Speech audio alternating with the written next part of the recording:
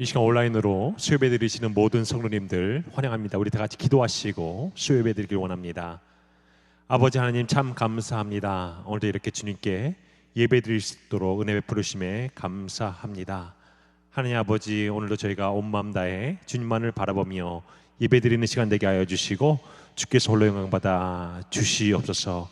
또한 무엇보다도 날씨가 안 좋은데 저희 모든 성도님들 안전하게 지켜주시고 항상 저희가 건강한 모습으로 주를 기쁘시게 하는 저희 한 사람 한 사람 되게 하여 주시옵소서. 예수님의 이름으로 기도합니다. 아멘. 우리 다 같이 박수 치면서 찬양하길 원합니다.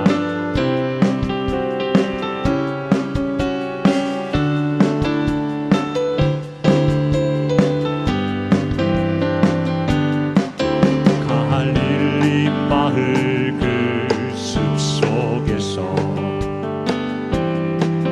주님 그 열한 제자 다시 만나시사 마지막 그들에게 말씀하시기를 너희들은 가라져 세상으로 가서 제자 삼으라. 세상 모든 사람들은 세상 모든 영혼이 내게 달려나니 가서 제자 삼으라. 나의 길을 가르치라. 내가 너희와 항상 함께하리라. 갈릴리 마을 그 숲속에서 주님 그 열한 제자 다시 만나시사 마지막 그들에게 말씀하시기를 너희들은 가라져 세상으로 가서 제자 삼으라. 세상 모든 사람들은 세상 모든 영혼이 내게 달려나니 가서 제자 삼으라. 나의 길을 가르치라. 내가 너희와 항상 함께하리라. 많은 사람들 찾는 진리를 모른 채 주님 곁을 떠나갔지만 내가 만난 주님은 참 사랑이었고 진리이고 소망이었소. 난 예수가 좋다오. 난 예수가 좋다오. 주를 사랑한다던 베드로 고백처럼 난 예수를 사랑한다오. 무거운 짐진 자 다 내게로 오라. 내가 너를 쉬게 하리라. 이 길만이 생명의 길 참 복된 길이라. 항상 내게 들려주셨소. 난 예수가 좋다오.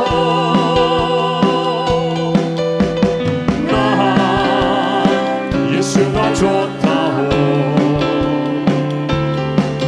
주를 사랑한다던 베드로 고백처럼 난 예수를 사랑한다오.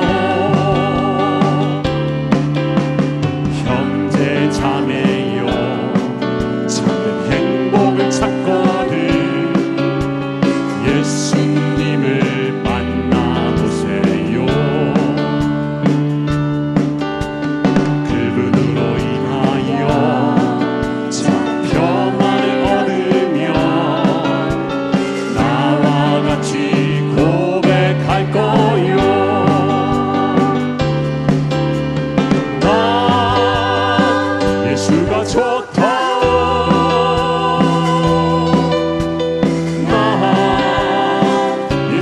좋다오. 주를 사랑한다던 데니로 고백처럼 난 예수를 사랑한 난 예수가 좋다오. 난 예수가 좋다오. 난 예수가 좋다오. 주를 사랑한다던 데니로 고백처럼 난 예수를 사랑한다오.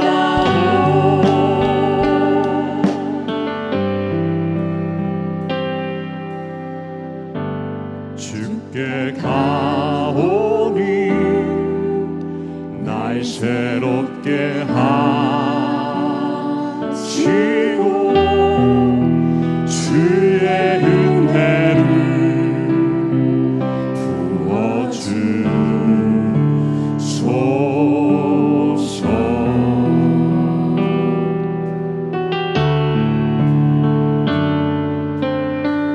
내 안에 발견한 나의 연약함 모두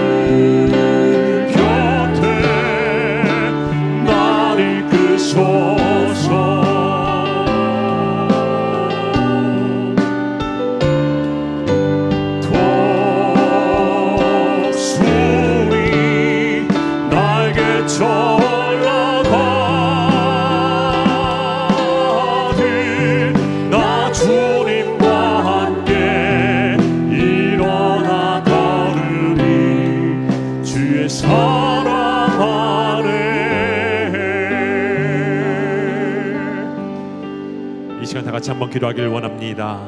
방금 부른 창의 가사처럼 주님, 저희가 주께 가오니 날 새롭게 하시고 주의 한량없는 은혜를 부어 주시옵소서. 우리 다 같이 기도하겠습니다. 상이 풍성하신 아버지 하나님 감사합니다. 오늘 이렇게 주님 앞에 나와 주님께 예배와 찬양으로 주님께 드릴 수 있음에 감사드립니다. 주님, 저희가 날마다 우리들의 삶 속에서 주께 나아가길 소망합니다. 저희들의 영혼을 주님께서 새롭게 하여 주시고 주님의 한량없는 그 크신 은혜를 베풀어 주시사 저희들이 항상 주님 안에서 주님만을 바라보며 온전히 주님을 쫓아가기에 부족함이 없게 하여 주시옵소서. 저희들의 삶 속에서 저희들의 닫혀진 눈을 열어 주시옵소서. 주를 항상 보게 하여 주시옵고 주가 베푸시는 사랑을 바라보게 하여 주시옵소서. 그리하여서 저희들이 온전히 주님의 자녀로서 이 땅에서 살아가는데 조금이나마 부족함이 없도록 주여 항상 저희들을 이끌어 주시고 저희들을 주관하여 주시옵소서. 하나님 아버지, 항상 주의 사랑으로 저희들을 붙잡아 주시고 저희들을 주님의 곁에 두어 주시고 주님께서 저희들을 뒤에서 밀어 주시사 항상 어떠한 상황 속에서도 저희들이 독수리 날개 쳐 올라가듯이 주님과 함께 일어나 걸을 수 있는 저희들 될 수 있도록 은혜 베풀어 주시옵소서. 사랑이 많으신 하나님 아버지 감사합니다. 주님께서 저희들의 삶을 붙잡아 주시고 이끌어 주시사 오늘까지 저희가 이 인생길을 걸어오게 하심에 감사드립니다. 하나님 아버지, 수많은 상황이 저희들의 삶 속에서 주님을 예배하는 것을 방해할 때가 많이 있습니다. 수많은 환경이 주께 나아가는 길을 막을 때가 많이 있습니다. 주여, 모든 장애물들을 주님께서 제거하여 주시고 온전히 주께 나아갈 수 있도록 주여 크신 은혜 베풀어 주시옵소서. 저희들의 영의 눈을 주님께서 밝히 뜨게 하여 주시사 항상 주가 살아계심을 바라보게 하여 주시고 목격하게 하여 주시옵소서. 주의 사랑에 이끌리어 이번 한 해 살아갈 수 있는 저희들 되기를 간절히 소망하며 예수님의 이름으로 기도합니다. 아멘.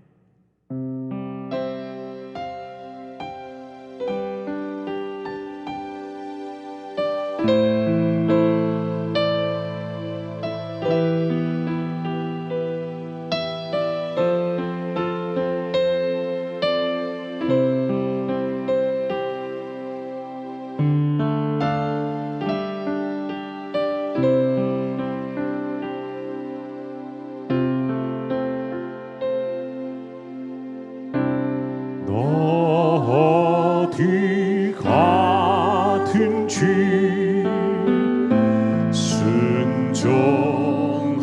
순종하라. 너 어디 있든지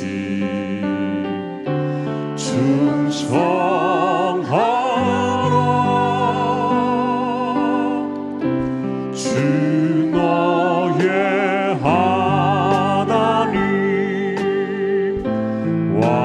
되신 주 영원히 주님만 찬양하라. 너 어디 가든지 너 어디 가든지 순종하라.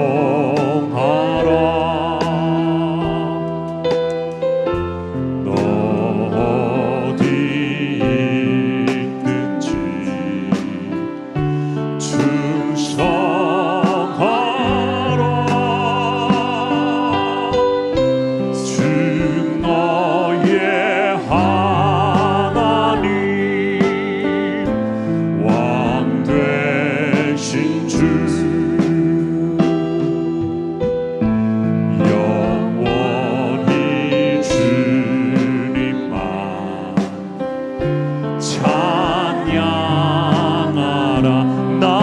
가든지 나 어디 가든지 순종하리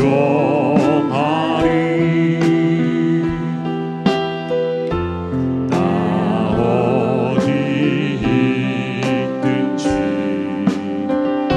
충성하리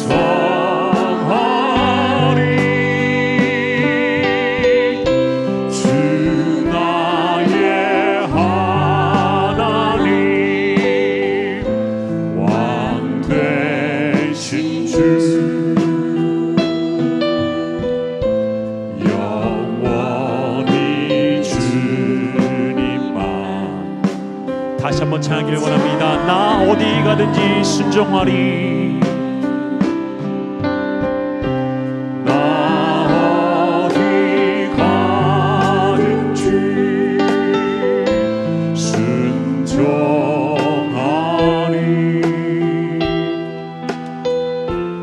나 어디 있든지 충성하리 주 나의 하나님 왕 되신 주 영원히 주님만 찬양하리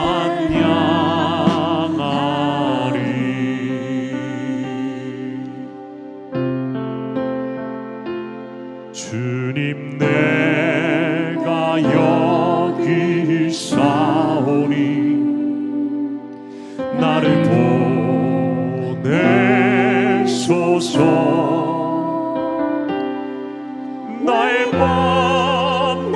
몸 주께 드리오니 주 받으옵소서 주님 내가 여기 있사오니 나를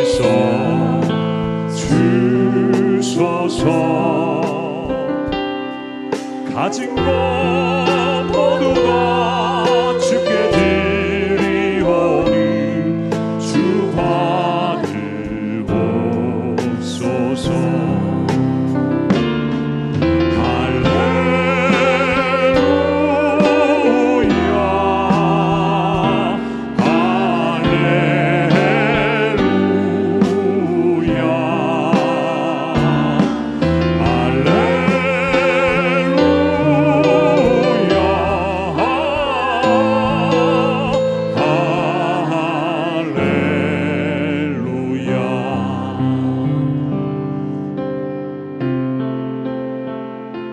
주님 내가 여기 있사오니 나를 보내소서 나의 몸 주께 드리오니 주 받으옵소서 주님 내가 여기 있사오니 나를 써주소서 가진 것 모두 다 주께 드리오니 주 받으옵소서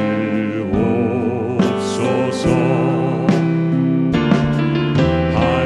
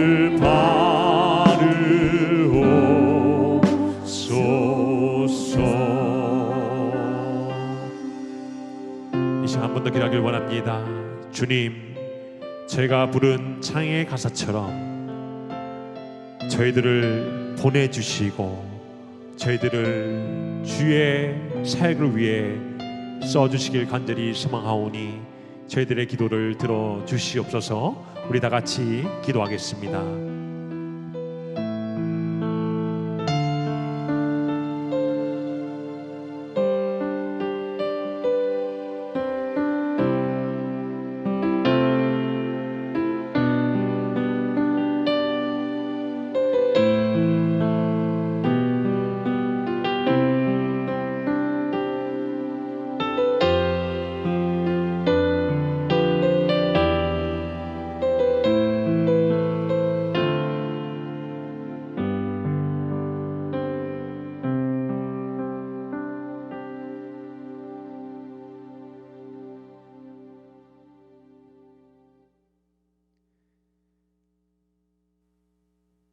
저희와 동행하여 주시고 저희에게 생명을 허락하신 주님을 찬양합니다.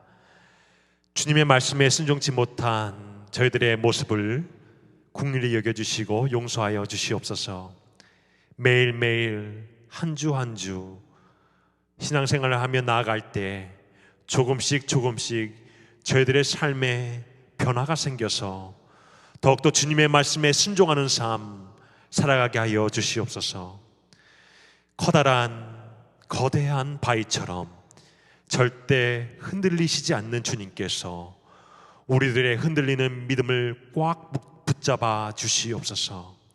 그리하여서 세상 어떤 풍파에도 흔들리지 않는 묵직한 믿음의 소유자들 되게 하여 주시옵소서. 주님, 우리에게 주님을 더욱더 뜨겁게 사랑하는 마음을 허락하여 주시옵소서. 우리 한 사람 한 사람이 더욱더 거룩한 주님의 자녀가 되게 하여 주시고 우리 영락교회가 더욱더 거룩하고 주님의 뜻을 온전히 행하는 교회 되게 하여 주시옵소서.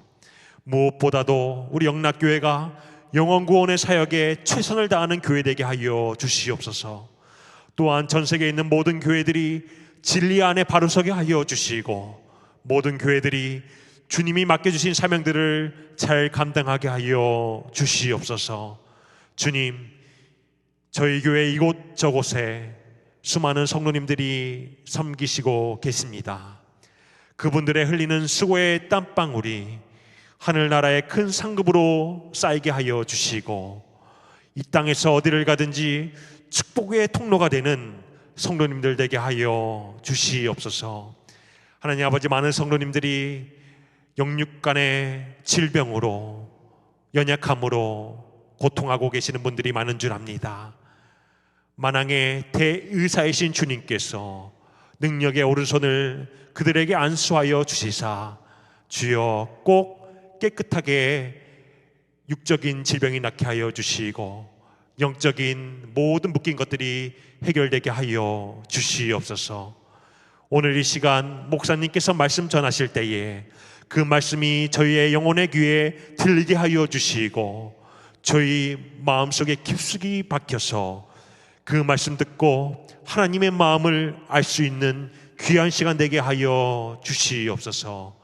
예배 마치는 시간까지 주님만이 홀로 영광 받으시길 간절히 소망하며 예수님의 이름으로 기도합니다. 아멘.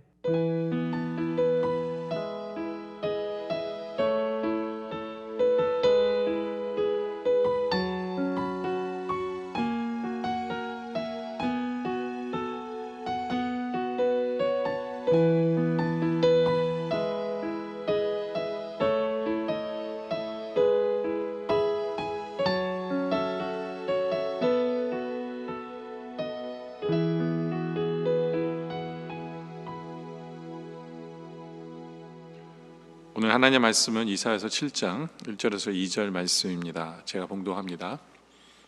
우시아의 손자요 요담의 아들인 유다의 아하스 왕 때에 아람의 르신 왕과 르말리아의 아들 이스라엘의 베가 왕이 올라와서 예루살렘을 쳤으나 능히 이기지 못하니라. 어떤 사람이 다윗의 집에 알려 이르되 아람이 에브라임과 동맹하였다 했으므로 왕의 마음과 그의 백성의 마음이 숲의 바람에 흔들림 같이 흔들렸더라. 아멘. 오늘 말씀 1장에 보면 1절에 보면 아하스 왕 때에라고 말씀합니다. 근데 1절에 보면 아람과 또 이스라엘 이미 전쟁을 한 차례 했어요. 그리고 아하스 왕이 이겼어요. 첫 번째 전쟁에서 이겼습니다. 근데 2절에 보니까 이번에는 이제 어떤 사람이 다윗의 집에 알려 이르되 아람이 에브라임과 동맹하였다. 이제는 동맹해서 함께 치러 옵니다. 그때 이들의 모습이 왕과 그 백성들의 마음이 어땠느냐 하면 숲이 바람에 흔들림같이 흔들렸더라라고 말씀합니다. 두려움 때문에, 걱정 때문에 정말 이들이 떨고 있는 그러한 모습을 우리에게 보여줍니다. 그러한 상황 속에서 하나님께서는 이사야 선지자를 아하스 왕에게 보내십니다. 그래서 이사야가 아하스 왕에게 3절부터 9절이 한 말씀이에요. 근데 그거를 한마디로 말하면 4절을 보면 알 수 있어요. 4절에 보면 하나님이 이사야 선지자를 통해서 아하스 왕에게 이런 말합니다. 그에게 이르기를 너는 삼가며 조용하라. 르신과 아람과 르말리아의 아들이 심히 노할지라도 이들은 연기나는 두 부직갱이 구루터기에 불과하니 두려워하지 말며 낙심하지 말아라.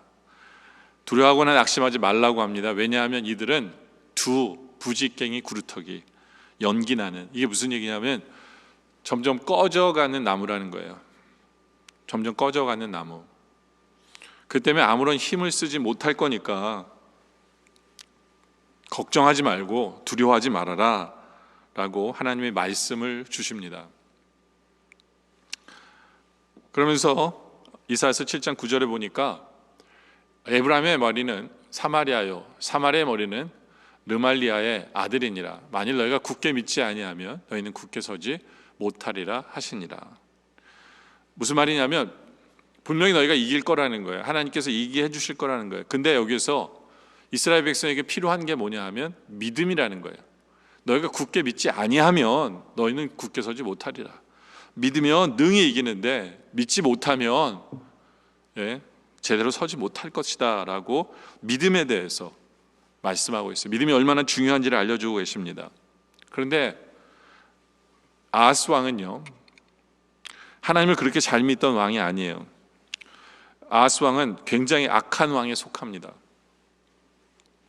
그래서 하나님께서 그에게 믿음을 주시기 위해서 이런 말씀을 하십니다. 7장 10절에 보니까 여호와께서 아하스에게 말씀하여 이르시되 너는 내 하나님 여호와께 한 징조를 구하되 깊은 데에서든지 높은 데에서든지 구하라 하시니, 그러니까 하나님께 징조를 구하라는 거예요. 하나님 승리할 수 있다라는 그 확신의 징조를 보여주세요. 그러면서 높은 데에서든지 뭐 깊은 데에서든지, 이게 무슨 얘기냐면 아무리 힘든 징조라도 내가 보여줄 테니까 요청하라는 거예요. 예전에 히스기야 왕 때 히스기야가 죽을 병에 걸렸을 때 하나님이 15년 더 삶을 연장시켜 주겠다고 했잖아요. 그때 징조를 요구하죠. 그러면서 하나님 이 그림자가 반대로 가게 해주세요. 이게 무슨 얘기냐면 보통 태양이 이렇게 하면 그림자가 지잖아요. 그러면 원래대로 좀 더 빨리 태양이 움직이면 이거는 그렇게는 하실 수 있는 것 있다라고 생각했어요.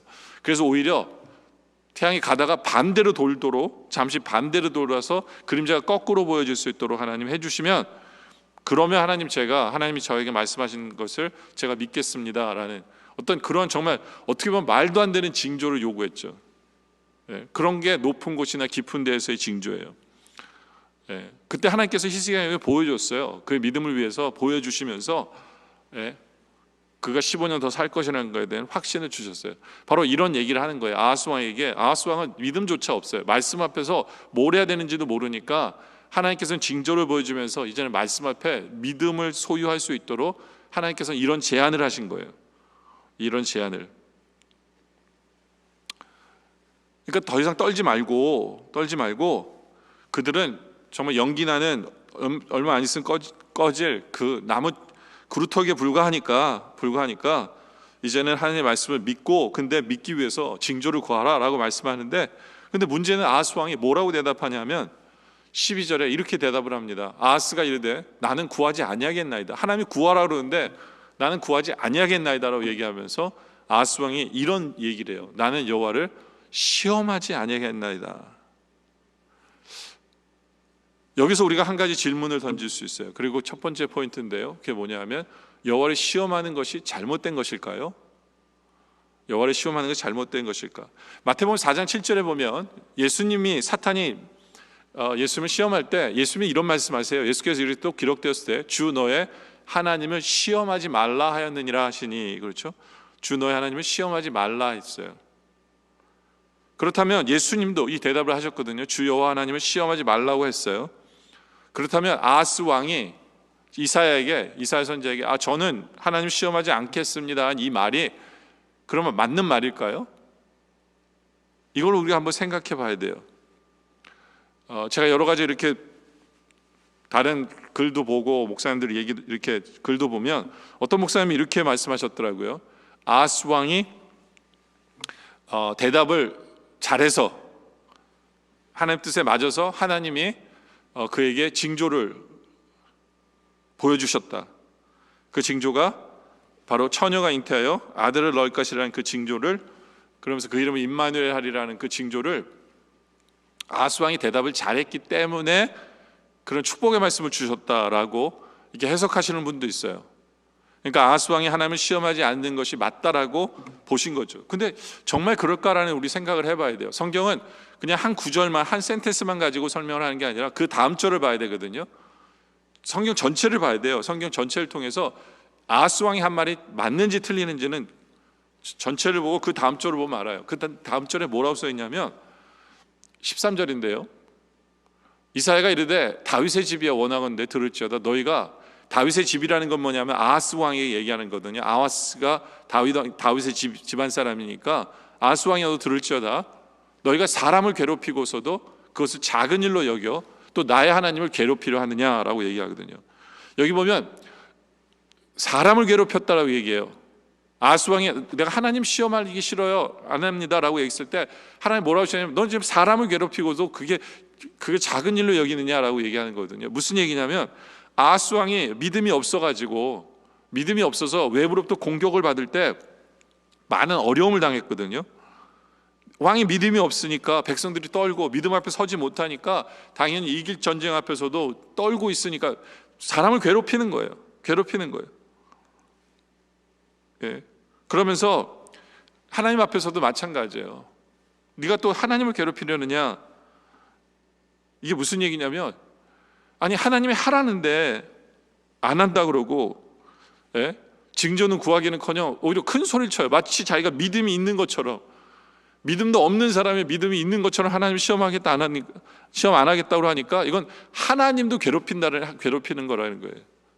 다시 말해서 아하스 왕이 13절에 22절에 내가 하나님을 시험하지 않겠습니다라고 하는 이 말이 하나님 소리에는 이게 옳게 들리지 않아요. 징조를 구하려는데 징조는 구하지 않고 하나님 시험하지 않겠다는 건 말도 안 되는 얘기다라고 하면서 이건 사람을 괴롭히고 하나님을 괴롭히는 말이다라고 하나님 말씀하시기 때문에 아하스 왕의 대답은 절대로 맞는 것이 아니다라는 거예요. 근데 그렇다면 예수님이 말씀하신 마태복음 4장 7절을 다시 한 번 더 보면 예수께서 이르실 때 또 기록되었을 때 주 너의 하나님을 시험하지 말라고 한 이 말은 지금 아하스 왕이 시험하지 말라는 거랑 뭐가 다를까요? 이 4장 7절을 자세히 보면 또 기록되었을 때라고 얘기하거든요. 이게 무슨 얘기냐면 주 너의 하나님을 시험하지 말라 한 말씀이 다른 데 있다라는 얘기예요. 다른 데. 근데 예수님이 하시는 이 말씀은 아하스 왕이 한 말을 얘기한 게 아니에요. 여기서 예수님께서 하시는 말씀은 이 말은 출애굽기의 사건이에요. 출애굽기에 나온 말씀이에요. 출애굽기 17장 7절에 보면 이런 말씀이 있어요. 그가 그곳 이름을 마사 또는 부리바라 불렀으니 이는 이스라엘 자손이 다투었으며 또는 그들이 여호와를 시험하여 이르기를 여호와께서 우리 중에 계신가 안 계신가 하였음이로라. 여기 보면 동네 이름이 마사 아니면 또 무리바라고도 부르는 그 동네에서 있었던 일이에요. 네. 이스라엘 백성들이 어제까지 목마르고 살았어요. 그러니까 목마르고가 아니라 물 마시고 살았어요. 지금 물이 없어서 목이 말라서 쓰러져 있는 사람 하나도 없어요. 네? 그런데 이 동네에 와서 보니까, 도착해서 보니까 물이 없는 거예요. 물이 없어요. 그러니까 물이 없으니까 모세를 막 공격하는 거예요. 야, 여기서 이제 물 없으니까 죽게 됐다 하면 원망을 하는 거예요. 근데 원망을 하는 내용이 보면 17절을 자세히 보면 너는 곧 그들이 여호와를 시험하여 이르기를, 여기서 하나님을 시험했다 그러잖아요. 그러면서 여호와께서 우리 중에 계신가 안 계신가 하였습니다. 이게 무슨 말이냐 하면, 보세요, 이스라엘 백성들은 하나님이 그들과 함께 하심을 못 믿은 걸까요? 이 말씀이 아니에요. 이들은 하나님의 함께 하심을 이미 알고 있고 경험했고 그건 믿고 있어요. 그런데 하나님을 시험했다, 여기서 시험했다는 건 뭐냐면, 자기들이 원하는 바를 이루겠다는 거예요. 자기들이 원하는 바를. 그러니까 무슨 얘기냐면, 하나님 앞에 이렇게 하나님을 약간 이렇게, 하나님 물 주시는지 안 주시는지는 내가 보면서, 하나님 나에게 물 주시는지 안 주시는지 보면서 하나님 여기 계신지 안 계신지를 제가 시험해 보겠습니다라는 얘기거든요. 하나님이 이미 계신데도 불구하고, 이들은 자기의 뜻을 관철시키기 위해서, 하나님의 뜻이 아니에요. 자기들의 뜻을 관철시켜서 하나님이 지금 물 주시도록 만들기 위해서 하나님을 푸시하는 것을, 바로 이것을 시험하는 거거든요. 이것이 바로 잘못된 시험이다라는 거예요. 자기들의 뜻을 관철시키기 위해서 하나님을 시험하는 것, 이것은 롱이라는 거예요. 그러면 저 하나님을 시험하지 말아야죠. 근데 아하스 왕이 말하는 나는 하나님을 시험하지 않겠다는 건 왜 이게 문제냐면, 하나님의 뜻이었거든요. 하나님의 징조를 구하라고 하나님의 뜻이었는데, 하나님의 뜻을 자기는 원하지 않겠다고 했기 때문에 이건 말도 안 되는 얘기다라는 거죠. 이게 말도 안 되는 얘기예요. 근데 왜 하나님이 그거를 징조를 구하라고 얘기하셨음에도 불구하고, 이 아하스 왕은 도대체 어떤 심리를 갖고 있기 때문에 노했을까요? 그 마음의 심리가 도대체 어떤 것일까요? 그게 두 번째예요.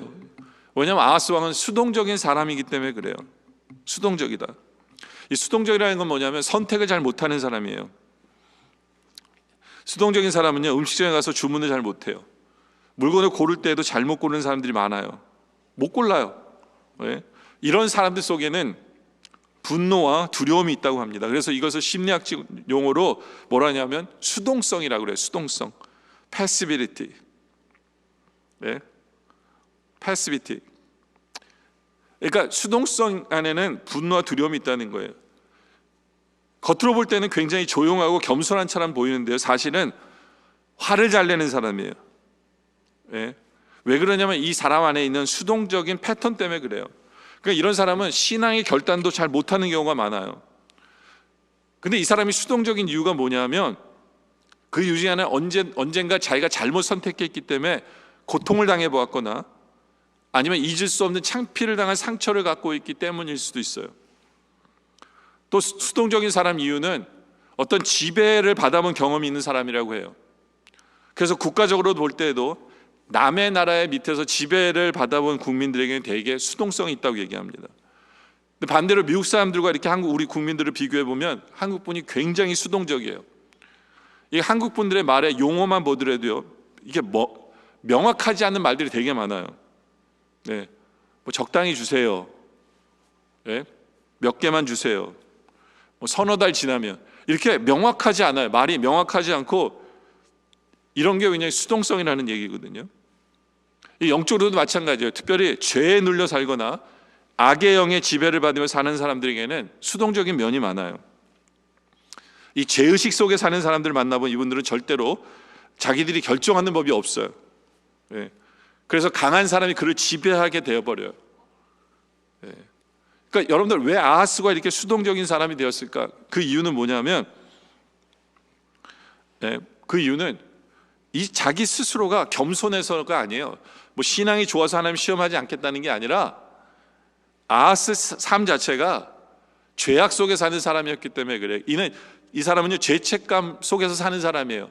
하나님과 멀리 살다 보니까 하나님이 말씀하셔도 에이, 나한테는 좋은 일이 안 일어나, 이런 생각을 갖고 있어요. 무조건 자기의 죄 때문에.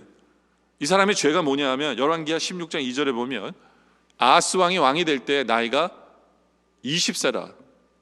여호와께서 16년간 다스렸으나 예루살렘에서 16년은 다스렸어요. 그러니까 36살까지 다스렸는데 그의 조상 다윗과 같지 아니하여 그의 하나님 여호와 보시기에 정직히 행하지 않았어요.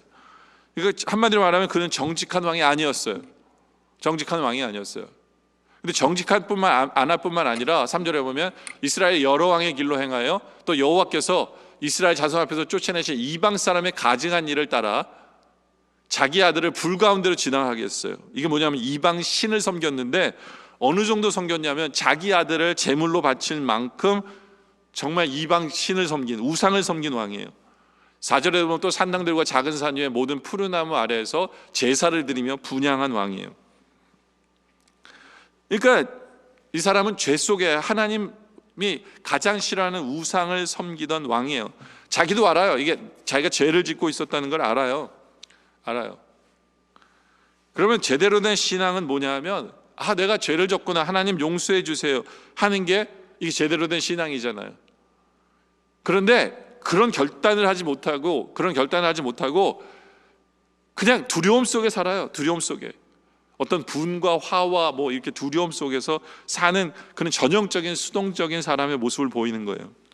여러분들 이 두려움과 믿음은 공존할 수 없어요. 두려움과 믿음이 있다면 두려움이 없고요, 두려움이 있으면 믿음이 없는 거예요. 믿음이 있는데도 두려움이 있다면 거기에는 이유가 있어요. 그 이유란 건 뭐냐면 내가 하나님 외에 다른 것을 의지하기 때문에 두려워지는 거예요. 물질이나 내 지식이나 내 경험을 의지하고 살 때 우리는 두려워지는 거거든요.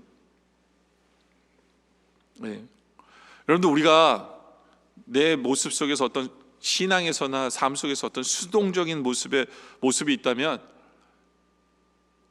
내가 정말 하나님만 제대로 의지하고 있나? 아니면 내가 엉뚱하게 다른 것을 의지함으로 인해서 내가 그런 모습이 있는 것은 아닌가라고 제대로 볼 수 있는 우리들이 되기를 원합니다. 어떻게 보면 아하스 왕의 나는 하나님을 시험하지 않겠습니다라는 말이 굉장히 지혜롭고 뭐 그런 것처럼 보이지만 아니에요. 아하스 왕의 모든 결정은요 잘못된 결정으로 계속 이어져요. 보세요. 아람과 북이스라엘이 이제 동맹을 맺고 쳐들어오잖아요. 근데 아하스 왕이 결정한 게 뭐냐면 하나님을 의지하는 게 아니라 엉뚱하게 다른 것을 의지해요. 그게 누구냐면 아시리아예요. 아시리아를 의지해가지고 나라에 있는 금, 은을 다 가져다가 아수르 왕에 바쳐요. 그래서 열왕기하 16장 7절에 보니까 아하스가 아수르 왕 디글랏 빌레셀에게 사자를 보내 이르되 나는 왕의 신복이요 왕의 아들이라. 이제 아람 왕과 이스라엘 왕이 나를 치니 청하건대 올라와 그 손에서 나를 구원하소서라고 얘기합니다. 하나님을 의지하는 게 아니라 엉뚱하게 다른 것을 의지해요. 그러니까 이러니까 뭐 수동적인 사람이 되는 건데요. 근데 겉으로 보기에는 아하스 왕의 말대로 아수르 왕이 그를 구해줬어요. 그래서 너무나 고마워서 다메섹까지 본인이 직접 달려가서 살해하고 거기서 우상의 단을 받아와 가지고요 성전의 번제단 대신에 번제단을 제거 거기에 우상의 단을 세울 정도로 아수르에게 그냥 껍벅 죽는 그 사람이 된 거예요. 그러니까 하나님의 분노를 살 수밖에 없죠. 그러니까 어떻게 보면 그때까지는 아하스 왕의 계획이 성공한 것처럼 보여요. 그러나 이 왕이 유다를 망하게 한 시작의 왕이라고 볼 수 있어요. 왜냐하면 아수르가 북이스라엘을 멸망시키고 아시리아 사람들을 사마리아로 이주시켰어요. 그리고는 아하스의 아들 히스기야 왕 때 다시 예루살렘을 쳐들어와요. 그래서 유다의 기초를 흔들어 놓습니다. 그러니까 아하스 왕 당시에는 내가 잘한 결정인 것은 보이지만 아니에요. 나라를 망하게 한 결정이 된 거예요. 아하스 왕이 아시리아 왕에게 했던 것처럼 하나님께 했으면 얼마나 좋았을까. 그렇죠. 근데 참 안타까운 거예요. 여러분도 우리가 하나님 안에 굳게 서려면 좀 단순해져야 돼요. 현대인들은 너무 복잡하게 살고 있어요. 관심이 너무 많아요. 너무나 많은 것에 관심이 있어요. 그러니까 하나님만 의지하고 살기에는 너무 많은 것을 알고 있어요. 어려운 시기도 그렇고 평상시에도 그렇고 사람들은 단순하게 살아야 되는데 너무나 많은 것을 의지하며 살려고 해요. 여러분, 우리가 좀 우리를 좀 반성해 볼 필요가 있어요. 내가 믿음에 서 있는가? 아니면 내가 엉뚱한 것을 의지하며 살려고 하는가? 예? 이게 믿음의 문제거든요. 믿음의 문제예요. 그러니까 나의 믿음이 하나님께 있는지, 아니면 나의 믿음이 엉뚱하게 다른 것을 의지하고 하려는지, 그 믿음에 대한 문제인데요. 생각해 봐야 돼요. 우리가 요즘에 보고 있는 누가복음에 보면, 생명의 삶을 통해서 보고 있는, 거기도 믿음에 대한 이야기 계속 나오거든요. 누가복음 8장 48절에 예수께서 이르시되 따라 내 믿음이 너를 구원하였으니 평안히 가라 하시더라. 예수님께서 어떤 여인에게 따라라고 정말 부드럽게 말씀하세요. 따라. 근데 솔직히 이 여인의 한 행동을 보면 예수님이 부드러운 게 좀 저는 이해가 안 될 수도 있어요. 왜냐하면 이 여인은 이기적인 사람이에요. 굉장히 이기적인 사람이에요. 왜냐하면 43절에 보면 이에 12회를 혈루증을 앓는 중에 아무에게도 고침을 받지 못한 여자예요. 혈루증을 갖고 있어요. 율법적으로 보면 이 여인은 부정한 여자예요. 누구를 만지면 그 사람도 부정하게 돼요. 그런데 이 여인이 감히 예수님을 만질 생각을 하는 거예요. 자기의 병 고치려고. 왜냐하면 내가 만지면 예수님이 나를 고쳐주실 것이라고 믿기 때문에 주님을 만지는 거거든요. 그런데 어떤 면에서 남에게 피해를 끼치면서까지도 자기 병을 놔두려고 하는 한 행동이잖아요. 그런데 예수님이 바로 그 믿음, 나를 만지면 낫겠다라는 그 믿음 하나 갖고 있는 그거 보면서 예수님이 따라라고 부드럽게 얘기하면서 내 믿음이 너를 구원하였다라고 해주시는 그 주님의 마음, 이만큼 믿음을 보이는 것이 얼마나 중요한지를 우리 주님이 얘기하시는 거거든요. 예. 근데 이 여인 때문에 또 다른 일이 발생하죠. 뭐가 발생했냐면 예수님이 지금 회당장의 딸을 고치러 가고 계셨는데 이 여인 때문에 지체하는 동안에 어떤 일이 벌어지냐면 41절에 이에 회당장에 아이로 하는 사람이 와서 예수의 발에 엎드려 자기 집에 오시기를 간구하니 이는 자기에게 12살 된 외딸이 있어 죽어가미러라. 예수께서 하실 때 무리가 밀려들더라. 무슨 얘기예요? 지금 급해요. 딸이 죽을 것 같아요. 근데 이 여인 때문에 지체하느라고 어떤 일이 발생하냐면 49절에 아주 말씀하실 때 회당장의 집에서 사람이 와서 말하되 당신의 딸이 죽었나이다. 선생님을 더 괴롭게 하지 마소서라고 얘기합니다. 죽었어요. 그때 예수님이 사람들이 이제 끝이라고 생각한 거예요. 죽음까지는 못 살리시겠지. 그러니까 사람들의 믿음이라는 게 뭐냐면 사람들은 내 생각엔 주님은 여기까지는 하실 수 있어. 그래서 한계를 정해놨는데 그 한계를 넘어선 거예요. 이제 끝이구나. 주님 괴롭게 마세요. 이제 끝이구나 생각해요. 그때 예수님 또 말씀하시죠. 예수께서 들으시고 이르시되 두려워하지 말고 믿기만 하라. 여기도 믿으란 얘기잖아요. 믿기만 하라. 그래야만 딸이 구원을 얻으리라 하시고. 예? 어떻게 보면 이 여인 때문에 중요한 시간을 놓쳤어요. 그래서 죽었어요. 그러나 주님은 여기서도 말씀하고 싶은 거냐면 믿느냐는 거예요. 믿음이 중요하다는 거예요. 왜요? 결국 이 믿음이 죽은 자도 살리기 때문에 그래요. 죽은 자도 살리기 때문에. 여러분들, 우리가 이 믿음이 얼마나 중요한지를 우리가 생각해 봐야 돼요. 얼마나 중요한지를. 성경은 계속해서 믿어라라고 얘기하잖아요.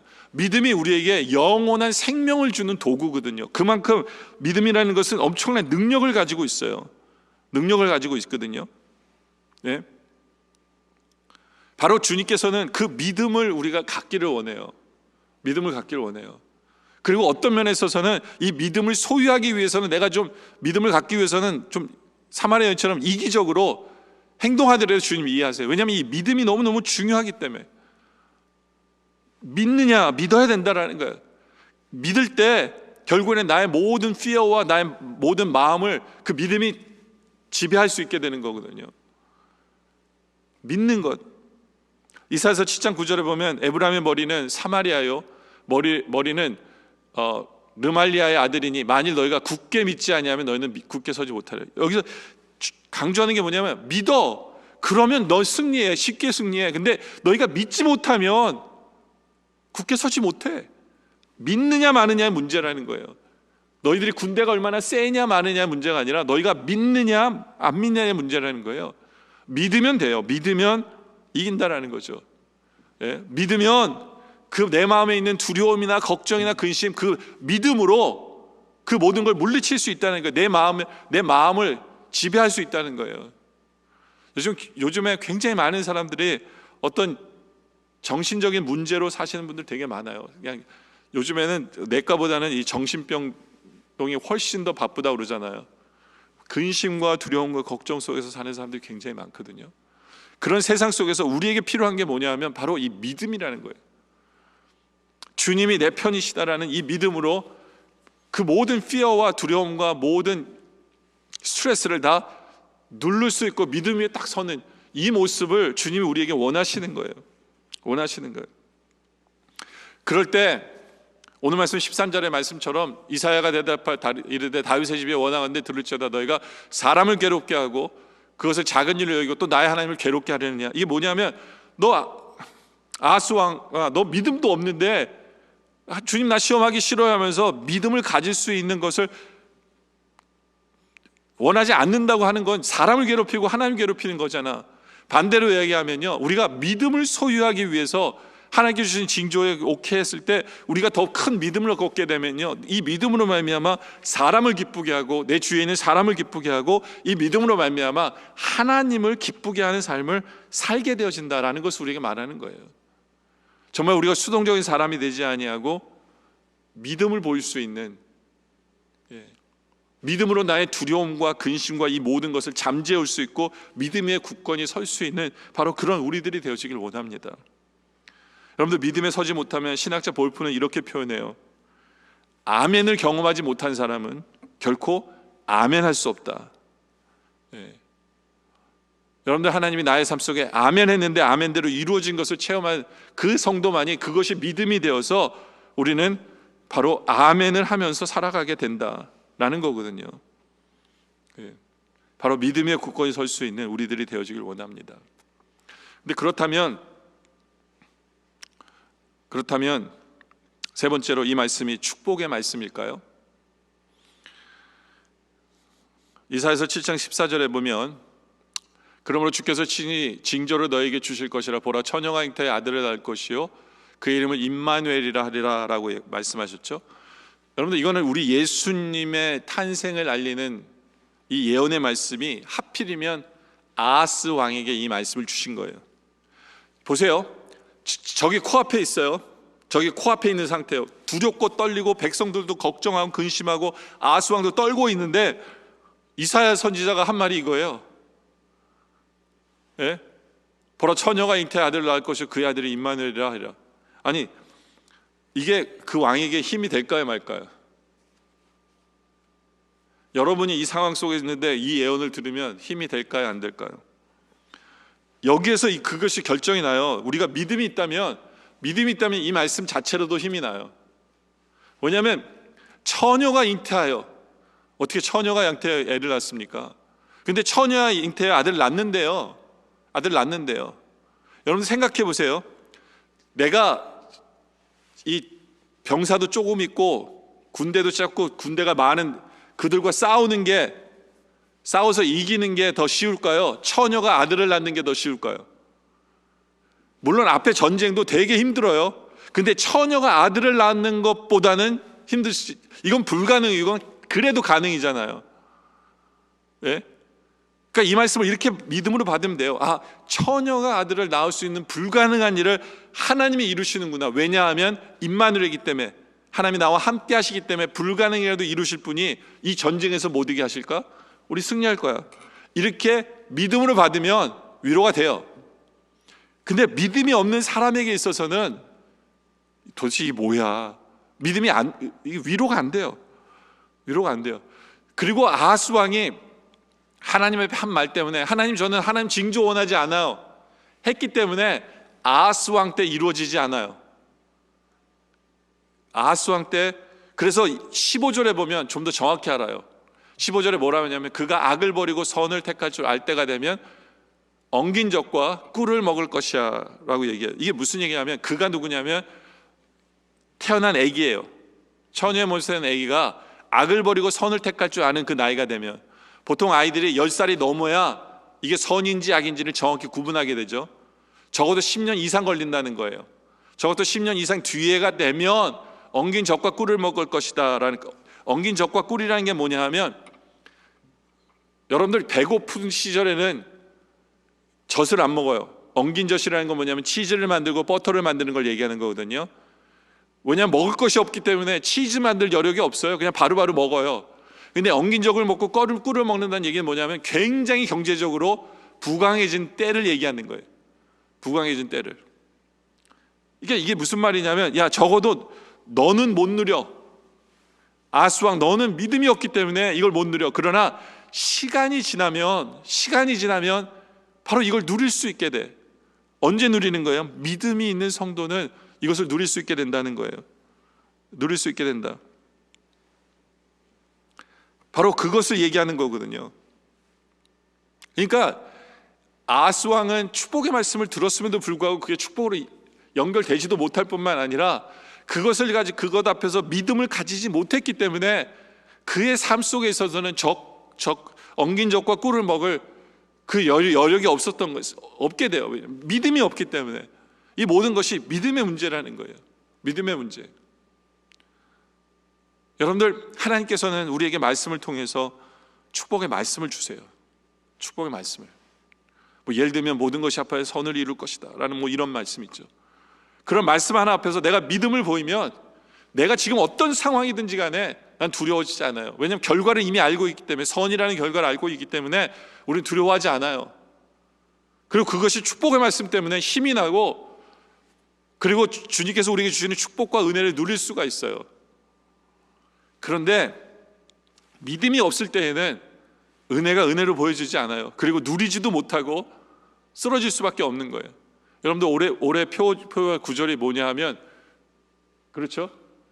우리가 그로 말미암아 우리가 믿음으로 서 있는 이 믿음이 있거든요. 믿음으로 서 있는 이 은혜에 들어가는 거예요. 믿음이 있기 때문에, 믿음 때문에 어떻게 합니까? 이 은혜로 들어가게 되는 거예요. 그 때문에 이 믿음이 얼마나 중요한지를 우리가 깨달아 알기를 원합니다. 성령님께서는 이미 우리에게 믿음을 주셨어요. 예수 그리스도를 믿는 그 믿음을 통해서 구원에 이르는 그 믿음을 이미 우리에게 주셨어요. 그리고 이제는 우리가 매 순간 하나님께 주시는 말씀 앞에서 믿음을 보임으로 말미암아 더 이상 흔들리지 아니하고, 내 마음속에 있는 두려움이나 좌절이나 걱정이나 근심, 이 모든 것은 다 믿음으로 딱 누르고 믿음으로 굳게 섬으로 말미암아 이제는 수동적인 사람이 되지 아니하고 주님 말씀 앞에서 제대로 순종하고, 제대로 승리를 경험하고, 제대로 은혜를 체험하고, 제대로 복을 체험할 줄 아는 바로 그러한 삶을 살아가는 우리 모두가 되어지시기를 주님의 이름으로 축원합니다. 기도드리겠습니다. 아버지 하나님, 사랑하는 하나님 아버지, 하나님이 우리 삶 속에 역사하시려고 하는데 우리는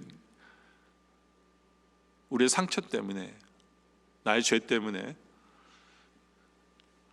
그 하나님의 역사 속에 내가 들어가는 것을 꺼려하고, 그 역사가 나의 삶 속에 벌어지는 것을 원하지 않는, 말도 안 되는 그런 인생을 살고 있지는 않은지를 돌아보게 하여 주시옵소서. 하나님 아버지, 우리가 회개할 것은 제대로 회개함으로 말미암아 더 이상 수동적인 삶이 아니라 하나님의 말씀을 믿는, 믿음에 굳게 서 있는 우리들 되게 하여 주시옵소서. 그래야 믿음에 서 있음으로 말미암아 하나님 말씀이 믿어지게 하시고, 그 말씀 때문에 두렵거나 걱정하나 근심으로 좌절하고 쓰러져 있는 모습이 아니라 그 믿음 때문에 담대하게 서 있는, 힘있게 서 있는, 그리고 하나님의 은혜를 마음껏 체험하는, 하나님 주시는 승리를 마음껏 체험하고 하나님께서 주신 복을 마음껏 누리는 그러한 삶을 살아가는 우리 모두가 되어질 수 있도록 주님 인도하여 주시옵소서. 오늘 말씀에 감사드리며 예수님의 이름으로 기도드립니다. 아멘. 지금 우리 주 예수 그리스도의 은혜와 성부 하나님 아버지의 놀라우신 사랑하심과 성령님의 감화 감동 교통하심과 역사하심이 이제 더 이상 수동적이지 아니하고 믿음 위에 굳게 서서 하나님 말씀과 하나님 뜻 앞에 담대하게 믿음으로 서며 그 믿음에 순종하며 은혜 속에 들어가며 승리를 간증하며 살아가기를 소원하는 우리 영락의 성도님들과 또한 예수 그리스도 구주를 영접한 모든 성도님들 머리머리 위에 우리 주 오시는 그날까지 영원토록 함께 하시기를 간절히 축원하옵나이다. 아멘.